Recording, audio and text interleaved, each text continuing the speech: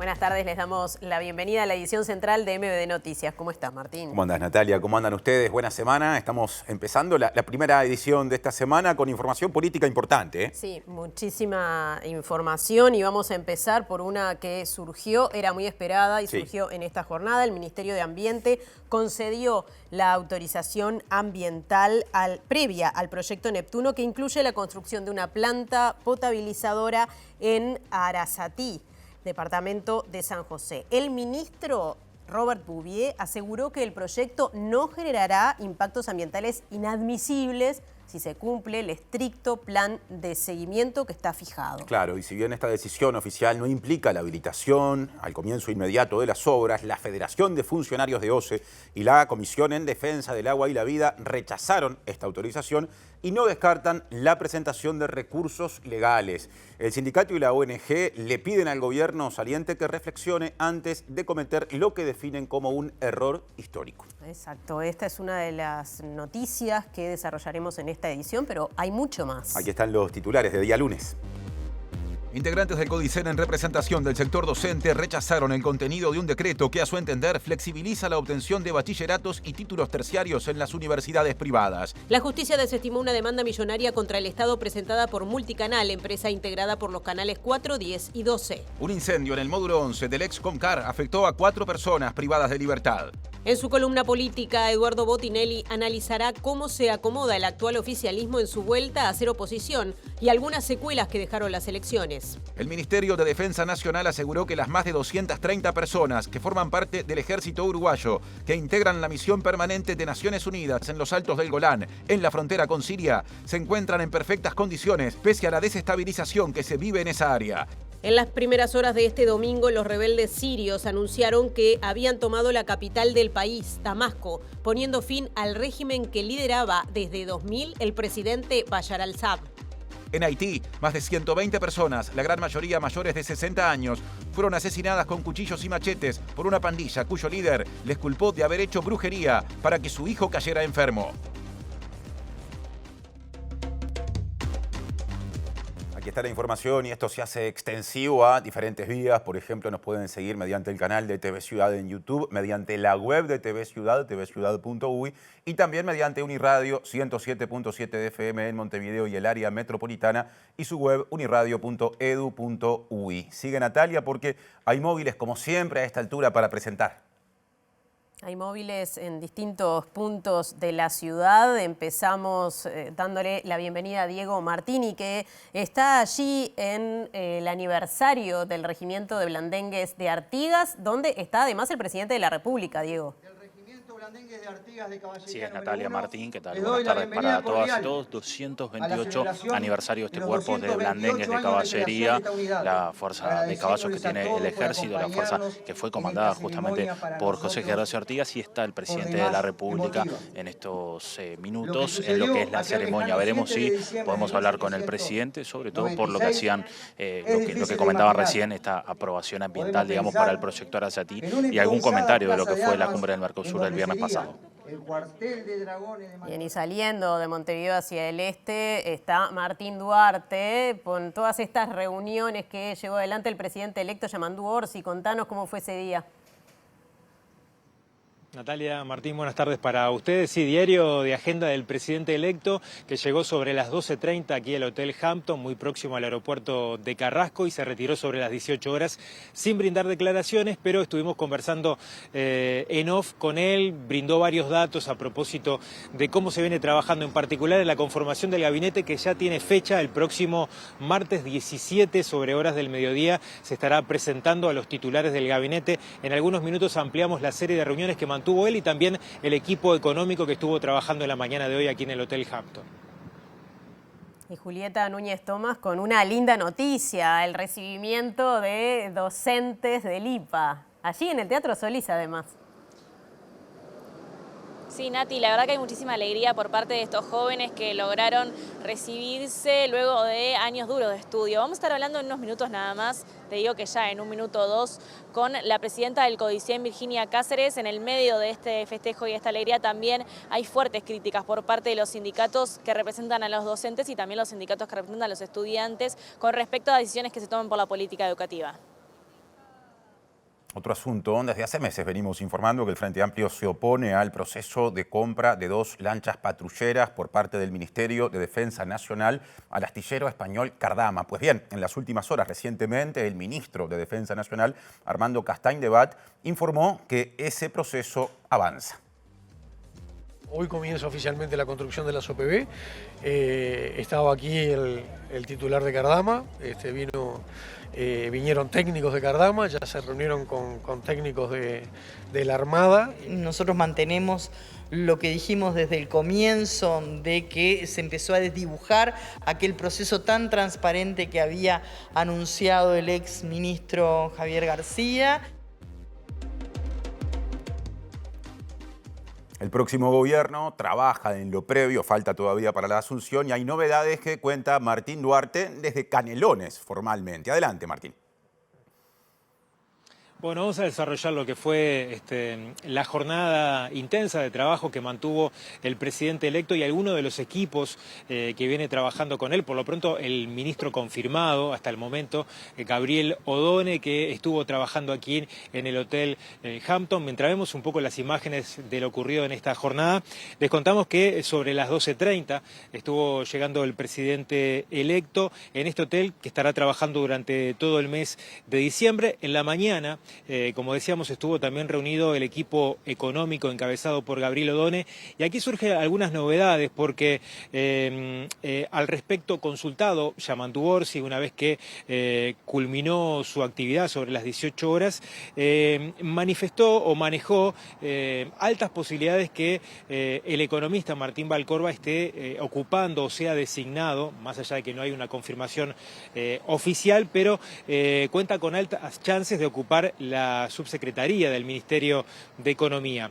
Otro de los integrantes del equipo Orsi que tiene su oficina aquí y también estuvo trabajando es el designado prosecretario Jorge Díaz, que confirmó a su salida de la jornada de trabajo aquí en el hotel, que continúa el intercambio de información con respecto a la transición y que luego de la reunión mantenida el jueves pasado con Rodrigo Ferrés, el intercambio a partir del día de hoy es a través de correo electrónico, vía mail.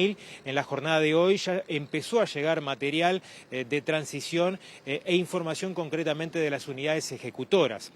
Decíamos que sobre las 18 horas el presidente Orsi salió, habló con los medios de prensa, no a nivel de nota, pero sí manejó algunos datos interesantes, sobre todo temas de coyuntura que fue consultado. En particular, señaló que continúan las negociaciones para la confirmación del gabinete y, como decíamos, se estará anunciando el próximo martes 17 sobre las 13 horas. Una de las versiones que se maneja es que la presentación oficial no sea aquí en el Hampton, sino seguramente en el Hotel Radisson. Una de las versiones de prensa que estuvo recorriendo los medios en esta tarde era que Mario Lallera podría ocupar la dirección de inteligencia del Ministerio del Interior. Le consultamos sobre este tema a Orsi. Sobre este punto manifestó que primero va a definir el Ministerio del Interior o quién va a encabezar como ministro, y que hasta el momento no está confirmado, ¿no? Y también descartó esta versión de prensa sobre la dirección de inteligencia de Mario Lallera. Y otro de los temas, como manejaban los compañeros en portada, fue sobre esta habilitación brindada por el Ministerio de Ambiente al proyecto Neptuno. En este sentido, el presidente electo señaló que es un proyecto que le ofrece reparos y que esto es solo una autorización. Al respecto dijo que es uno de los temas que se seguirá de cerca, sobre todo por los compromisos que pueda asumir este gobierno y que pueda comprometer al gobierno entrante. Uno de los acuerdos que en la reunión mantenida en Torre Ejecutiva habían justamente manifestado ambos mandatarios, tanto el presidente Lacalle Pou como el presidente electo Yamandu Orsi. Mañana la agenda del presidente electo continúa con una reunión sobre las 14 horas con la embajadora de los Estados Unidos, Heidi Fulton, que va a estar visitando aquí el hotel, y el jueves estará recibiendo al embajador japonés. Mientras tanto, se seguirá trabajando en la conformación del gabinete. Hay Hay algo que es claro, aquí la prensa estamos instalados en el piso 1, en la recepción, y los equipos de Orsi están trabajando en el piso 8, por lo cual muchos de estos contactos se manejan en materia telefónica, o sea, no hay visitas de futuros dirigentes que puedan ser considerados, sobre todo para no exponerlos y para también no generar algunas versiones. En cuanto a lo que dejó el viernes pasado la cumbre del Mercosur, esto también le consultamos a Orsi, valoró positivamente el encuentro que mantuvo con el presidente paraguayo Santiago Peña y de posibles acuerdos también de futuro. Y también le consultamos sobre lo expresado, la reacción que mantuvo la Secretaría de Asuntos Internacionales del PIT-CNT, que mostró reparos por el encuentro técnico entre Mercosur e Unión Europea en torno a un tratado de libre comercio, y le llamó la atención la rapidez con la que se expresó la Central Obrera y no descartó que posiblemente en estas semanas pueda mantener alguna reunión también con el PIT-CNT. Por aquí un poco lo que dejó esta jornada intensa que comenzó sobre el mediodía y decíamos sobre las 18 horas se estuvo terminando prácticamente por los equipos que trabajan con Orsi, tanto en materia de economía, el propio prosecretario Jorge Díaz, que tiene instalada su oficina aquí, y el presidente electo Yamandu Orsi, que ya manifestó que se va a tomar, una vez que se dé a conocer el gabinete, algunos días de descanso para encarar justamente el año 2025. Por aquí un poco el resumen de lo que ocurrió en esta jornada. Nos reencontramos mañana y con más información desde aquí. Presenta Antel. Renova tu plan de fibra y paga la mitad por 3 meses. Y ahora volvemos a Montevideo con agenda educativa. Le damos paso a Julieta Núñez Tomás, que estaba hace un ratito en la explanada y sigue allí, del Teatro Solís. Seguimos aquí en la explanada Martín porque interceptamos en la entrada a Virginia Cáceres, presidenta del Codicen, a quien les vamos a hacer unas preguntitas. Gracias por estos minutos, Virginia. Te acercaste al recibimiento de estudiantes del IPA. ¿Cuál es desde la gobernanza de la educación el sentimiento en estos momentos? Bueno, es un día muy importante. Lo es no solamente para quienes egresan, que están culminando un proceso que los que hicimos una carrera sabemos lo difícil que es, bueno, terminar una trayectoria educativa y lograr un título, pero además lo es para el país, porque la docencia es una de las profesiones, a mi entender, de las más importantes y sobre todo de las que más ayuda y contribuye en la construcción de república. Por lo tanto, para el país hoy es un día de festejo contar con 300 docentes que empiezan a ayudar a miles de adolescentes a construir su ciudadanía y a construir la república. Me parece que es un día importante para todos. Justamente hace unos minutos el Sindicato de Docentes de Formación en Educación sacó un comunicado resaltando las diferencias que tienen con respecto a las decisiones que se han tomado tanto en formación en educación como la política en general. Hablan de decisiones que se tomaron con respecto a favorecer o a privilegiar a las universidades privadas, problemas con el reconocimiento pedagógico de, por ejemplo, el licenciado en pedagogía y también una falta de voluntad para la creación de la universidad en educación. ¿Cuál es la respuesta que tienen desde ese punto de vista? Las diferencias políticas con el sindicato han sido la constante y el tónico de estos 5 años de administración, por lo tanto no es algo nuevo ni un planteo nuevo, pero a pesar de esas diferencias creo que desde la ANEP hemos logrado construir acuerdos cuando han sido posibles y en otros casos a partir de la diferencia, marcándolas como corresponde a cualquier sistema que genera la gobernanza, en donde hay que escuchar a las partes pero no siempre hay que acordar. Y con respecto al proceso, sobre todo el proceso de reconocimiento voluntario, esto es un proceso que ha llevado el MEC adelante, pero que nosotros también hemos apoyado en ese sentido. Creemos que es el camino que encontró el país. Durante muchos años se habló de la creación de una universidad de la educación y no se logró materializar por distintas razones.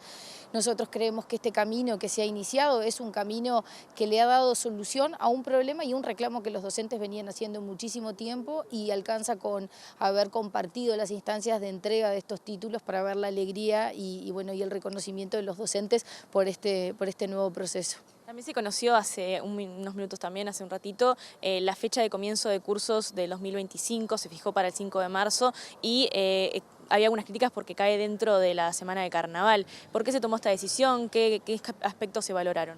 Bueno, no es semana de carnaval. Nosotros legalmente tenemos 2 días feriados de carnaval, que es lunes y martes, por eso tomamos la definición de que el primer día hábil después de los 2 feriados comenzaran las clases, en el entendido de que es el primer día hábil después de 2 feriados. A partir de allí, nosotros más que críticas tuvimos una solicitud de las agencias de viaje y los operadores turísticos, evaluamos la posibilidad de modificar la fecha. Bueno, el Consejo lo está pensando y lo está evaluando. Perfecto, y te hago la última consulta también. Se hablaba de, también surgió la cifra y el número preocupante de ausentismo crónico en primaria y en inicial. ¿Qué medidas se están tomando para abordar esta problemática? ¿Cómo se ha trabajado a lo largo del año? Es un problema estructural de nuestro sistema educativo. Primaria tiene el plan Asiste, es un plan que venimos implementando en donde hay distintos niveles de responsabilidad, tanto desde la inspección técnica como a los docentes de aula, en donde bueno, se hace un trabajo sobre todo en esto de visualizar la importancia de las asistencias que a veces las familias no logran por ser inasistencias salpicaditas, como le decimos nosotros, no se logra visualizar el impacto que tiene esto en las trayectorias de sus hijos e hijas. Entonces lo que estamos haciendo es tratar de visualizar eso a través de distintas acciones. ¿Alguna medida concreta? Las cartas que estamos haciendo con Ceibal, entregando a las familias para mostrar cuál es el acumulado de inasistencias que llevan sus familiares. Muchas gracias. Gracias a ustedes. Virginia Cáceres, aquí en la presentación y en el recibimiento de 300 docentes jóvenes que hablan sobre la educación y también sobre las políticas educativas de nuestro país. Presentó Antel. Renová tu plan de fibra y pagá la mitad por 3 meses. Bien, muchas gracias Julieta y equipo. Ahora vamos al desarrollo de este que fue nuestro tema de portada. El Ministerio de Ambiente le otorgó la autorización ambiental previa al proyecto Neptuno, orientado a construir una planta potabilizadora de agua sobre el Río de la Plata. Claro, el ministro Robert Bouvier defendió el proceso que se ha desarrollado hasta ahora. Dijo que, por ejemplo, se modificó una tubería que trasladaría desde esa planta potabilizadora hacia Montevideo el agua potable de manera de no afectar los humedales ubicados a orillas del río Santa Lucía y también de dejarla por fuera de la ciudad del Plata, en territorio de San José, y dijo que esas modificaciones se hicieron oyendo a la sociedad civil. La División de Emprendimientos de Alta Complejidad evaluó cada informe, estudio y comentario presentado, concluyendo que con condiciones específicas y bajo estricto plan de seguimiento, este proyecto no generará impactos ambientales inadmisibles.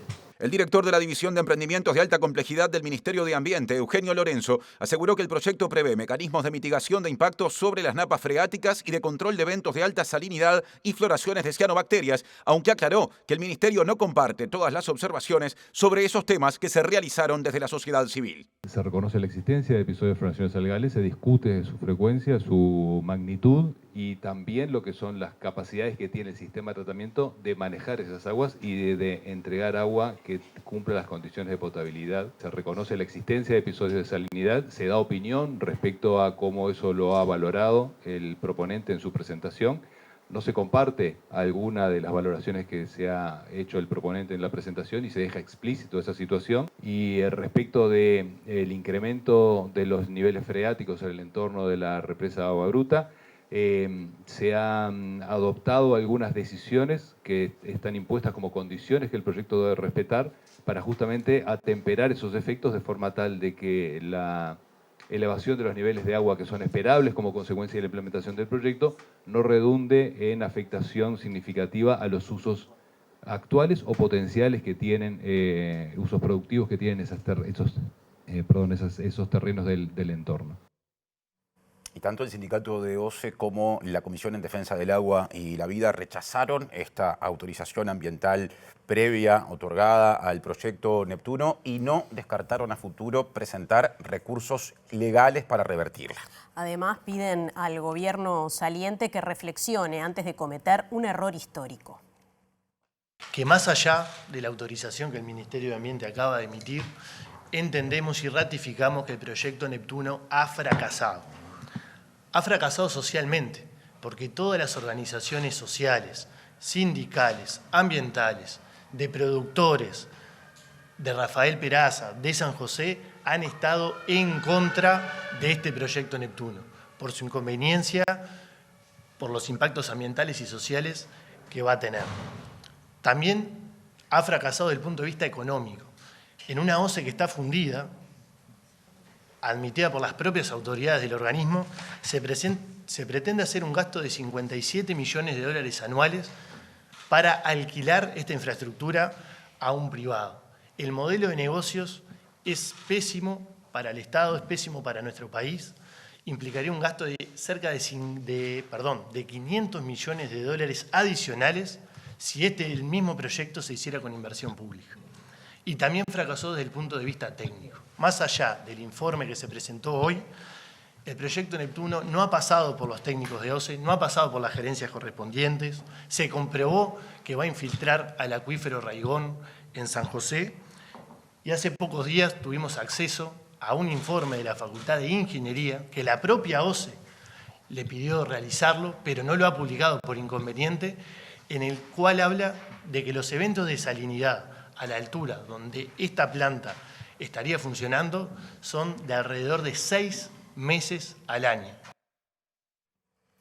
Bien, cambiamos de asunto. La justicia desestimó una demanda millonaria contra el Estado presentada por Multicanal, empresa integrada por los canales 4, 10 y 12, según informa El Observador. Claro, la firma reclamaba una indemnización por una exhortación del año 2011 a las empresas de cable para que liberaran la banda de frecuencias de 2.500 a 2.690 MHz para destinarla a tecnologías 5G.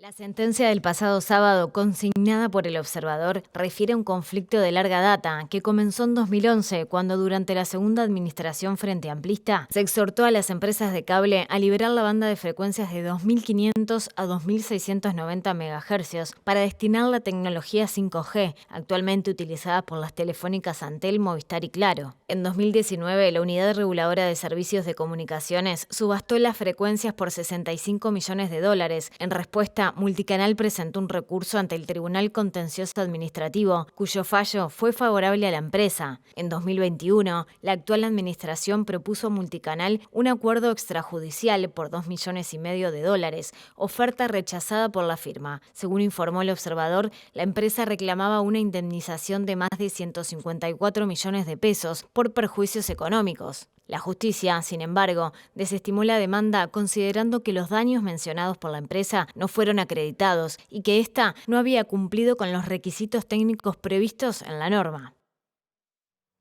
Otro asunto, este sábado hubo un incendio en el módulo 11 de la cárcel de Santiago Vázquez, el ex Comcar, provocado por personas privadas de libertad. 4 reclusos permanecen internados sin riesgo de muerte, pero en estado grave tras este incendio, el tercero provocado en esta cárcel en menos de un año. El incendio se dio en la celda 12 del sector A2 del módulo 11 sobre las 22:15 horas de este sábado en la unidad 4 de Santiago Vázquez, ex Comcar. Varios privados de libertad inhalaron humo y fueron afectados en distintas áreas y requirieron asistencia médica. El aviso del incendio se dio por los propios reclusos con golpes en la celda. Los guardias fueron quienes dieron aviso de la situación, alertando a autoridades y abriendo las celdas donde estaban los afectados. Desde el Ministerio del Interior informaron que el incendio se apagó solo y que el peritaje de bomberos inicial indicó que el fuego no fue causado desde el exterior de la celda, ya que no se encontraron palos, bombillas o plástico. Esto hace creer la teoría que el incendio fue provocado por el interior de la misma celda, ya que estaban sancionados quienes estaban allí, si se encontró un colchón quemado. Por el momento hay 3 privados de libertad que permanecen internados con afecciones de gravedad, aunque ninguno presenta riesgo de vida. Este es el tercer incendio que se da en esta cárcel en menos de un año. El 28 de diciembre, tras uno intencional en el módulo 4, 6 personas fueron asesinadas. El 25 de septiembre, tras otro incendio intencional, 6 reclusos fallecieron en el sector 2B del módulo 4. Bien, y un comunicado firmado por el presidente del CASMU, Raúl Rodríguez, expresa que la calidad asistencial del prestador de salud no se encuentra resentida tras conocerse los resultados del informe elaborado por el equipo interventor designado por el Poder Ejecutivo. Atención, porque el documento se orienta a transmitir tranquilidad, es la palabra que se usa en ese documento emitido por CASMU, y dice que las actividades y operativa, ahí estamos viendo el documento, y operativa diaria continúan con total normalidad, garantizando la continuidad de los servicios. Finaliza asegurando que la institución reafirma su compromiso con la masa social y valora profundamente su confianza y fidelidad antes de expresar que CASMU mantiene el propósito de brindar un servicio de excelencia. El informe del equipo interventor que se presentó días atrás señaló varios apartamientos a las normas, irregularidades y una situación financiera comprometida y fue enviado a la Fiscalía para que se analicen hechos de apariencia delictiva. Bien, y ahora otro tema. El ministro de Defensa Nacional, Armando Castaindebat, informó que ya comenzó la construcción de las lanchas patrulleras oceánicas que el gobierno compró por $90 millones al astillero español Cardama. Incluso dijo que ya se hizo un depósito por algo más de 8 millones de euros y también dijo que la empresa española ha cumplido con todos los requisitos establecidos en el contrato. Hoy comienza oficialmente la construcción de las OPV. Estaba aquí el titular de Cardama, vinieron técnicos de Cardama, ya se reunieron con técnicos de la Armada y bueno, y comienza un proceso que va a culminar en 18 meses la primer patrullera y bueno, y a los 32 la segunda. ¿Cuánto se depositó? 8 millones y pico de euros, pero te lo confirmo exacto, digo, les alcanzo el depósito. Es un proceso que culminó y nosotros entendemos que había que continuarlo. Diferente es a otros que estamos conversando, donde, por ejemplo, de adquisición de radares y eso, que ahí sí necesariamente queremos la opinión del gobierno electo para ver si seguimos adelante o si lo dejamos sin efecto y que lo sigan ellos. Ahora retomamos la agenda educativa. Ocurre que la ONG Edúcate propuso llevar adelante un mecanismo que permita que los centros de estudios rurales se vinculen con otros actores y con otras instituciones y organismos que pueden estar vinculados eventualmente a la educación como forma de reforzar y de cuidar las trayectorias educativas de sus estudiantes. La propuesta está basada en una investigación orientada a identificar los puentes existentes entre los intereses del alumnado del medio rural y las expectativas del sector productivo. La ONG Edúcate propone un diseño de aprendizaje híbrido en escuelas y liceos de ciclo básico rural para preservar la trayectoria educativa de las y los adolescentes. La investigación realizada buscó identificar posibles puentes entre todos los actores involucrados en el sistema educativo. El 60% de los estudiantes manifiestan interés en tener vínculos con el sector productivo mientras están estudiando. El 90% consideraron fundamental integrar los intereses que ellos tienen en su perspectiva de aprendizaje.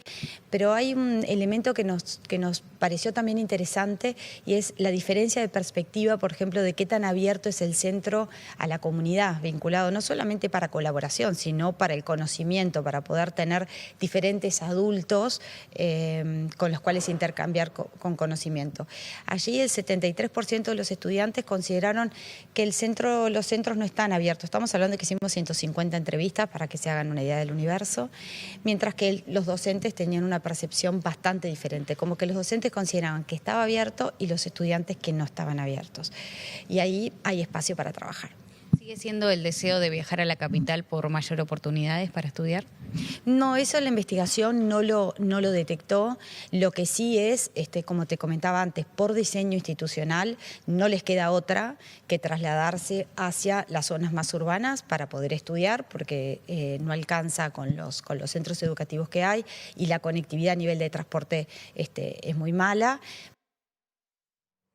Bien, seguimos con temas vinculados a la educación. Julián Mazzoni y Daisy Iglesias, integrantes del CODICEN de la ANEP en representación del sector docente, rechazaron el contenido de un decreto que, a su entender, flexibiliza la obtención de títulos de bachilleratos y títulos terciarios en universidades privadas. Claro, entre otras cosas dijeron que esta iniciativa, digamos, vendría a lesionar las autonomías tanto de la ANEP como de las universidades públicas y que haría, por ejemplo, que llegue al nivel terciario gente que no ha terminado bachillerato.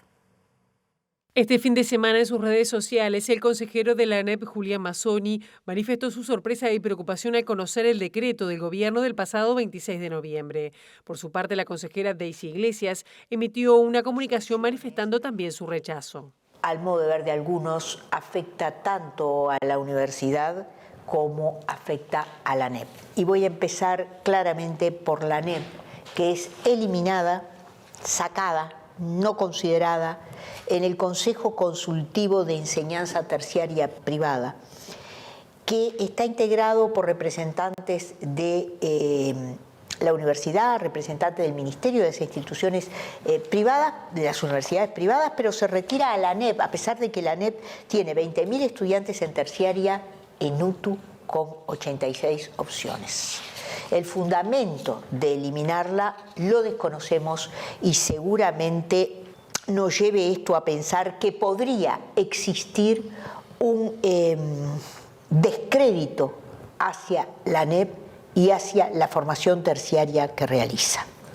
En su artículo 32, confisca una competencia específica de la ANEP. Dice el artículo 32 que las instituciones privadas privadas terciarias y universitarias, podrán admitir formaciones equivalentes a la culminación de la educación media superior, debidamente fundadas y demás. O sea que las instituciones privadas de por sí reciben y convalidan formaciones equivalentes a las de culminación de lo medio superior. ¿Qué es lo medio superior? Y señores, es el bachillerato. Y de la educación a la cultura, porque el ministro Pablo da Silveira dijo que la reciente medida de bailarines y bailarinas del Sodre de decretar un paro fue una medida violenta porque se dio en medio de un proceso de negociación. El cuerpo de baile decidió realizar este paro que llevó a suspender el estreno del espectáculo Cascanueces. El ministro de Educación y Cultura, Pablo da Silveira, dijo que el gremio de bailarines y bailarinas del Sodre generó un enorme perjuicio con el paro decretado en el marco del estreno del espectáculo Cascanueces. Para el jerarca la medida fue violenta y perjudicó claramente a los espectadores, al Sodre y a las empresas que financian estos espectáculos. Es una situación bastante insólita. El 1 de octubre pasado habíamos hecho un acuerdo con el sindicato AFUSODRE para el cual instalábamos una comisión para conversar una serie de temas que estaban sobre la mesa y ese acuerdo incluía una cláusula de lo que se llama paz sindical, es decir, el sindicato al firmar ese acuerdo se comprometía a no plantear reivindicaciones de tipo salarial mientras la comisión que ellos integran estaba trabajando y generando resultados. Eso fue hace poquito más de 2 meses, el 1 de octubre, y en clara violación de ese acuerdo plantean una reivindicación que, como todas las reivindicaciones, pueden conversarse y de hecho las estábamos conversando. Pero hay que respetar los acuerdos, eso es lo primero. Había que esperar a que la comisión terminara su trabajo tal como habíamos pactado para abrir ese otro tipo de conversación. Bien, nos metemos en noticias del ámbito político, en una previa de la columna de Eduardo Botinelli, porque 2 sectores frente amplistas, el Partido Socialista y la vertiente artiguista, se pronunciaron a favor de la candidatura a la intendencia de Canelones del actual secretario general de la comuna, Francisco Leñani. Sí, Leñani, recordemos, pertenece al sector sereñistas, se encamina, según diversas fuentes, a recibir el apoyo del MPP en Canelones, ya ha recibido también apoyo de alguna agrupación departamental y dijo en diálogo con MBD Noticias que confía en que el Frente Amplio retenga esa intendencia, por más que por primera vez en las elecciones departamentales del año que viene competirá ante la coalición republicana que unirá a todos los lemas que pertenecen hoy al gobierno nacional. Hubo ya 2 sectores, el Partido Socialista, la vertiente, que se expresaron y en las próximas horas, por lo que uno tiene entendido, van a ir decantando otros apoyos de los sectores. El tema es que también estamos un poquito apremiados por los tiempos, porque el 25 de enero nosotros tenemos el plenario, el 1 de febrero la proclamación. La coalición hasta ahora se ha mostrado como un acuerdo técnico electoral puntual, sin ninguna otra cosa atrás, sin ningún... estas son declaraciones de propios integrantes de la coalición, ¿no? Sin ningún órgano que los nuclee, sin una mesa de coordinación. De hecho, recuerdo unas declaraciones de Tabaré Viera donde le preguntaron en un momento en cuántos departamentos pretende formar coalición. Y él dijo en más de 18 y en menos de 20. ¿Qué ocurrió? Donde el Partido Nacional se siente fuerte, le dijeron a los colorados, no, mira, acá no te precisamos. Así que quédate con Rivera y nosotros nos quedamos con nuestro departamento. De hecho, el intendente Antía declaró en un momento que el Partido Colorado directamente no existe en Maldonado. Y post balotage, en una nota radial, el diputado Álvaro Perrone de Cabildo Abierto, que uno entiende que va a formar coalición en Canelones, calificó la gestión del intendente Orsi como una gestión muy buena en Canelones. Entonces, ese es el panorama con el que nos vamos a encontrar y vamos a competir. Estamos totalmente tranquilos nosotros que le podemos brindar a la ciudadanía certezas de todo lo que tenemos hecho, ¿ah? Y en función de lo hecho, todo lo que tenemos por hacer.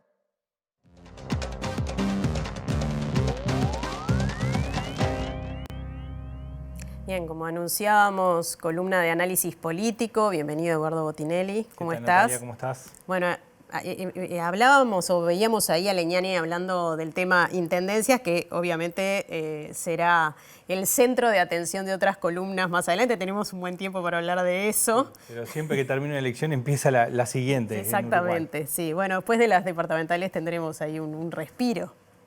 Ya larga enseguida, ¿no?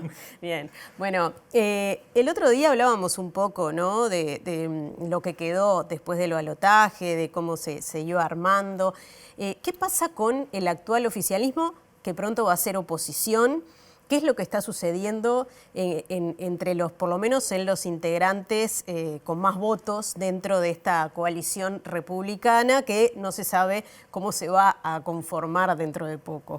Bueno, claramente después de una derrota empiezan ruidos, ¿no? Sí. Es decir, en general cuando uno gana, esas diferencias quedan ocultas a partir de una victoria, de un festejo. Cuando hay una derrota empiezan a aflorar muchas veces cosas que podían preverse y otras que estaban muy tapadas justamente en el medio de una campaña electoral. Sí. Y claramente ahora, a partir del resultado de octubre y de noviembre, empiezan a verse algunas diferencias, algunas que eran previsibles, otras que empiezan a aparecer después.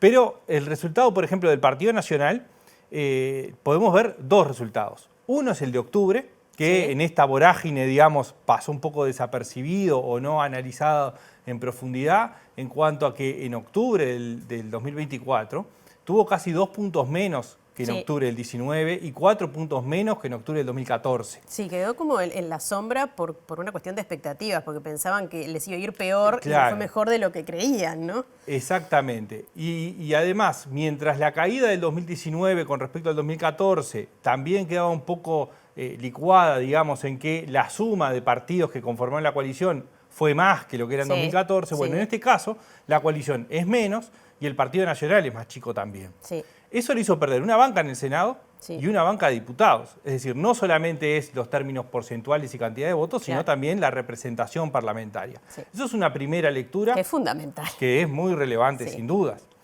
La segunda es lo que pasó en noviembre. Es la pérdida de la presidencia de la República, que es la que en definitiva termina teniendo más impacto por el valor en sí mismo, pero además porque es la que sucedió en segundo lugar en términos cronológicos. Entonces, este resultado, que es más notorio, que es más claro, que es el que se empieza a hablar más firmemente, empieza a generar algunas diferencias.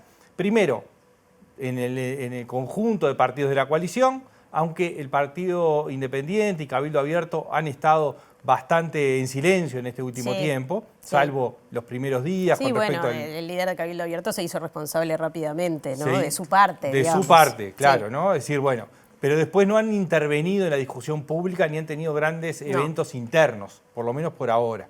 Pero el Partido Nacional empezó a tener algunas discusiones sobre qué fue lo que sucedió y empieza a verse primero una primera señal, que es no está en discusión el liderazgo de la calle Pou. Y eso es importante porque no, es una discusión que no se va a dar.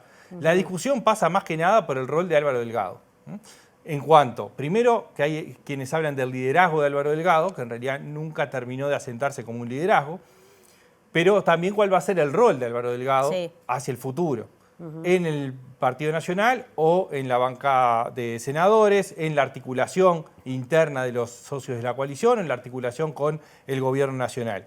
Pero también aparecen otros matices que tienen que ver con el diagnóstico que empieza a hacerse de por qué el resultado que se obtuvo. Sí, bueno, Álvaro Delgado dijo en este acto donde apareció por primera vez junto a Valeria Ripoll en el de centro, de este sector, el sábado, que sería bueno dejar ese balance para luego de las elecciones departamentales. Bueno, ahí empieza una discusión, porque, y es un problema que tiene el calendario electoral uruguayo, porque es muy cerca la elección departamental, claro, como para poder hacer evaluaciones profundas en corto tiempo, pero a la vez es muy importante claro, poder tener algún diagnóstico para poder actuar en función de eso. Sobre todo porque en algunos departamentos que tradicionalmente siempre las intendencias fueron del Partido Nacional, votó o muy cerca el Frente Amplio o llegó a votar mejor que el conjunto de los partidos de la coalición. Sí, sin duda lo que se viene ahora hacia mayo es una disputa, por lo menos en departamentos donde el Frente Amplio ya fue gobierno departamental, sí, ¿no? Como Salto, sí, Paysandú, Río Negro, sí, donde el Frente Amplio votó bien en octubre y votó bien en noviembre, y donde ya fue gobierno departamental. Salto lo tiene. Sí. En todo caso, lo que cambia es la configuración. El Salto va a competir con la coalición republicana. Exactamente. La oferta electoral que se arma es distinta a la de Salto que la de Paysandú y la de Río Negro. Y después hay que ver qué pasa con Rocha también, que es otro de los departamentos en disputa. Bueno, San José, por ejemplo, que votó muy bien. Y San José, que en general en la departamental vota muy hacia el Partido Nacional. Claro. Hay que ver cómo se conforma la oferta electoral del propio Partido Nacional. Bien. Es decir, no es lineal cómo se comporta la nacional hacia la departamental, pero hay algunos departamentos donde se aproxima más. Por ejemplo, en el litoral o en el este del país, no Maldonado últimamente. Bien, ¿y qué pasa con el Partido Colorado? Porque en algún sentido parece comportarse más como el Partido Nacional, ¿no? Bueno. Eso de decirse unas cosas unos a otros públicamente, eso es muy, muy blanco, ¿no? Sí, y tiene una diferencia sustancial. Mientras el Partido Nacional tiene una peor votación que en la elección pasada, tiene una pérdida de representación en el Senado y en diputados, el Partido Colorado le pasa inverso, o sea, tuvo una buena votación en comparación con las dos elecciones anteriores, tiene un aumento en la representación parlamentaria, tiene un senador más, tiene 4 diputados más, es decir, hay una buena votación, pero claro, lo que aparece es justamente lo que vimos después de las internas, una disputa que va más allá del resultado en sí del Partido Colorado, sino que tiene que ver con el futuro del Partido Colorado. Es decir, bueno, ¿quién va a liderar el Partido Colorado o cómo va a ser el liderazgo del Partido Colorado? Porque, primero, no es gobierno, por lo tanto tiene que ver cómo articula desde la oposición con esta cuestión de las departamentales en el medio y cómo va a actuar la coalición. Pero ese liderazgo está también con diferencias. Primero, está el Consejo Ejecutivo Nacional que se elige el 21 de diciembre. Ahí hay un matiz y es el siguiente. Mientras las bancas son en función de las elecciones de octubre, los pesos convencionales son de lo que se votó en junio.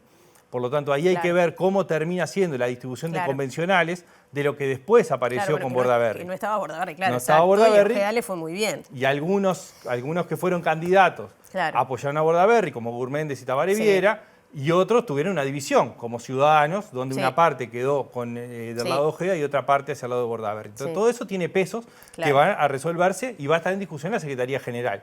Que hay quienes dicen que fuera rotativa, hay que ver cómo se equilibran los pesos internos, pero eso aparece en el horizonte del Partido Colorado, no para ahora, sino para lo que va a construir de aquí al 2029. Bien, y en síntesis, porque tenemos poquísimo tiempo, ¿cómo queda ante este panorama la coalición republicana, más allá de este acuerdo que se hizo en 3 departamentos con miras a las elecciones departamentales?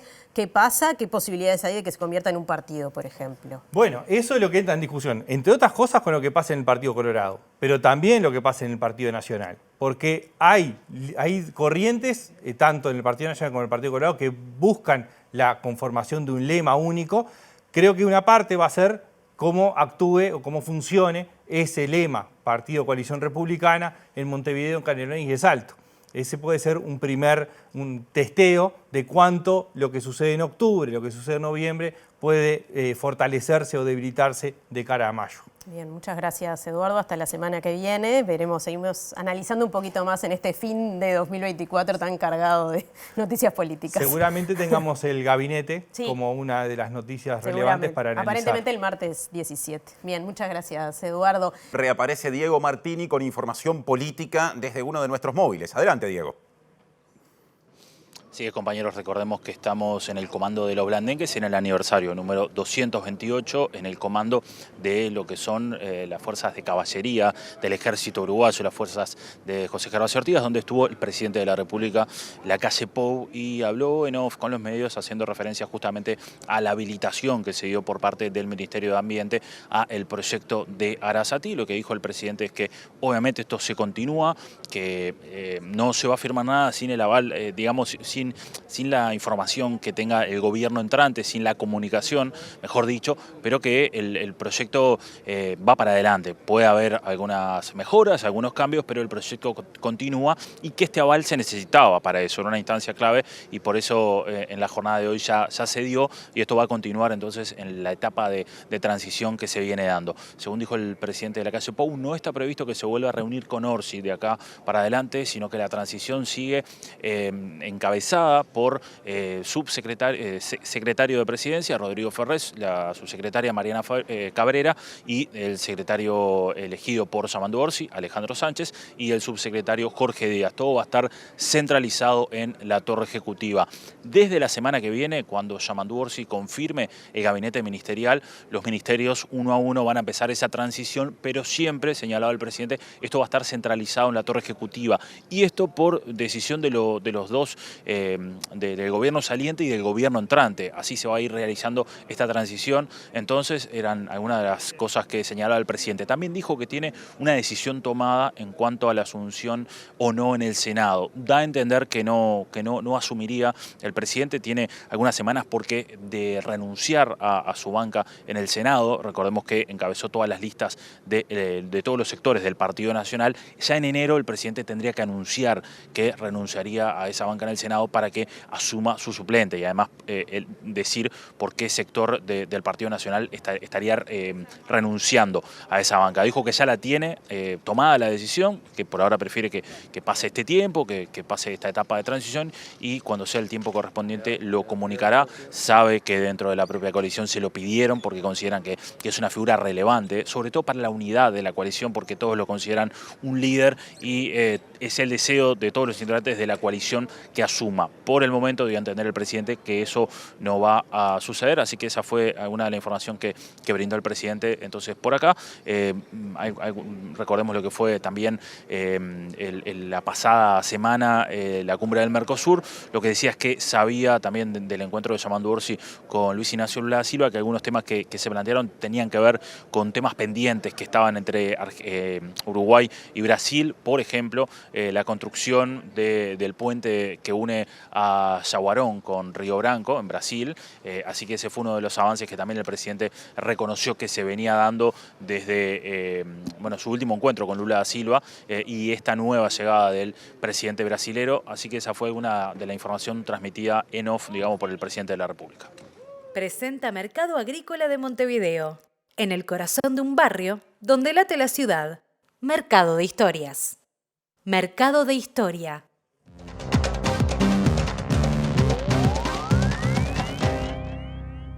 ¿Qué tal? Buenas noches. Abrimos el capítulo internacional con el hecho de las últimas horas que ha sido la caída de Bashar al-Assad al frente del gobierno de Siria. Como un castillo de naipes en pocos días, un gobierno que duró durante 50 años. Recordemos que Bashar al-Assad es hijo de Hafez al-Assad, quien supo ser un protagonista en toda la reconfiguración de Oriente Medio de los últimos 50 años. Bueno, todo esto se dio en un marco y en un contexto de alta volatilidad en Oriente Medio que sorprendió a muchos, que fuera el recrudecimiento de la guerra en Siria y que tan rápidamente los rebeldes llegaran a la capital Damasco, la cual tomaron. El primer ministro ya les entregó el poder y ahora se abren una cantidad de interrogantes con respecto a cuál va a ser el futuro de este país y de este grupo, Hayat Tahrir al-Sham, que supo ser parte de Al-Nusra, aliado de Al-Qaeda y del Estado Islámico también durante la primera parte de la guerra en Siria. Sin embargo, este movimiento, liderado por Abu Mohamed al-Jolani,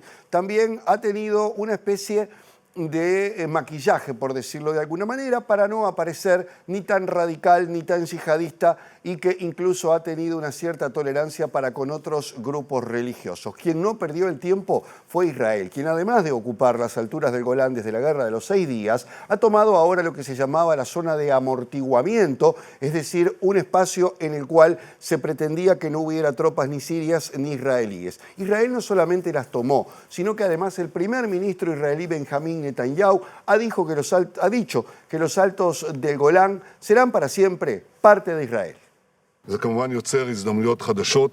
Los altos del Golán serán para siempre una parte inseparable de Israel, afirmó Benjamín Netanyahu, refiriéndose a la captura y posterior anexión de ese territorio por parte de Israel en 1967, arrebatado a Siria en la Guerra de los 6 días, y afirmó que hoy en día todo el mundo comprende la gran importancia de la presencia israelí y no en las estribaciones del Golán como hasta ahora. Egipto condenó la nueva ocupación de territorio sirio por parte de Israel y considera el movimiento como un intento de imponer una nueva realidad sobre el terreno, al tiempo que el Consejo de Seguridad de Naciones Unidas está reunido este lunes con carácter de urgencia y a puertas cerradas para discutir la situación a pedido de Rusia.